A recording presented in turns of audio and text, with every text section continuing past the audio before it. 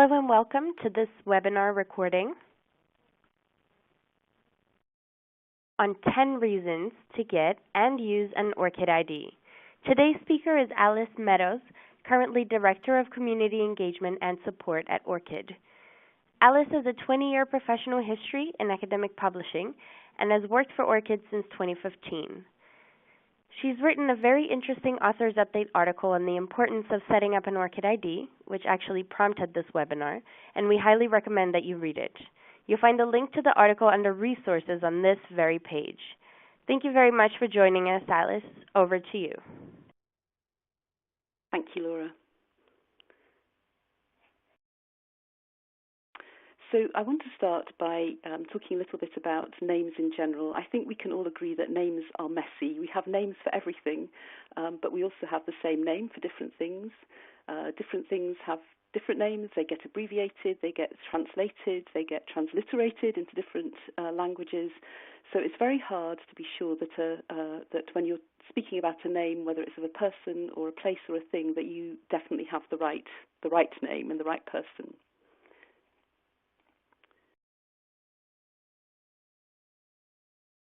And this is why we have persistent identifiers, or PIDs, for people, places and things. And on this slide you can see on the left-hand side some of the persistent identifiers for people, including ORCID, as well as Scopus ID and Researcher ID. In the middle, PIDs for places, so Grid and Ringgold are two that many of you may know about. And then on the right-hand side, PIDs for things, in this case articles primarily, or publications, data sets, that kind of thing, so Crossref and DataCite. So I'm going to be talking obviously mostly about ORCID, and I want to start by saying a little bit about our vision, because I think this is a good summary of sort of what we are and why we are. So first and foremost, we're an inclusive organisation. We provide persistent identifiers for everybody who participates in any way in research, scholarship and innovation. And those identifiers don't only identify you, but they also enable you to be connected to your contributions and your affiliations. And this is persistent as a PID you would expect, so not just persistent across time, so you can use it throughout your career, but also persistent if, for example, you change disciplines or if you move to another country or another organisation. So what exactly is ORCID? Well, we're an open and not-for-profit organisation, and we're run by and for the research community. Our board members all come from right across the research community, including publishers like Elsevier, as well as associations and other not-for-profit organisations, universities, funders, and we also have researcher members of our board.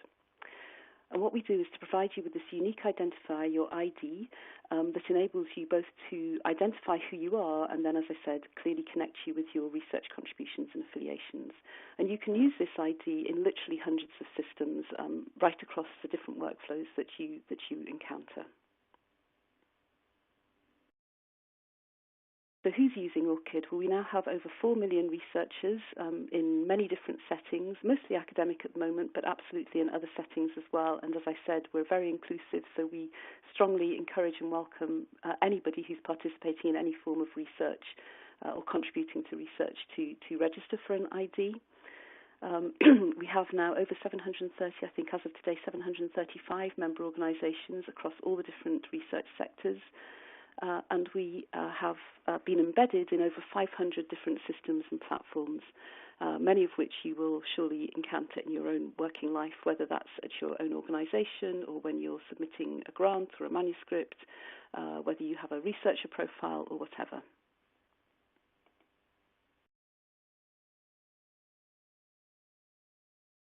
So now I want to go on to talk about what the benefits of having an ORCID ID is and why we think you should get one and use it if you haven't already done so.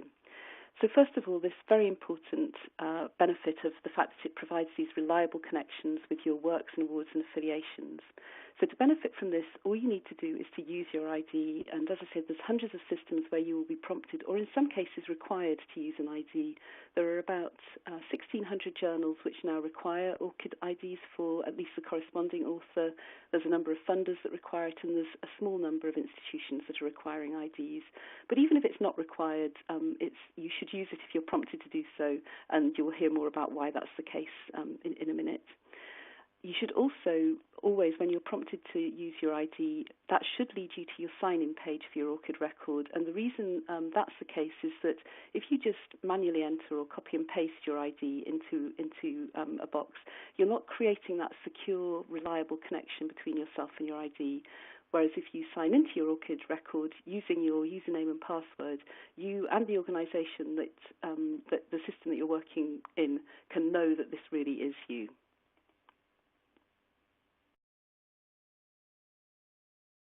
Next, alleviating mistaken identity. As I started off saying, names are messy. You may have quite a common name, in which case you'll be very familiar with how difficult that can be. But even if you don't have a common name, your name is going to be spelt in different ways, used in different ways. You may use different versions of it when you publish. You may change your name, for example, if you get married. So there's all sorts of reasons why, even if your name isn't a common one, you can still really benefit from having an ORCID ID. So having your ORCID ID means that you can ensure that you're always correctly identified, and you can connect your affiliations and contributions with all the variations of your name.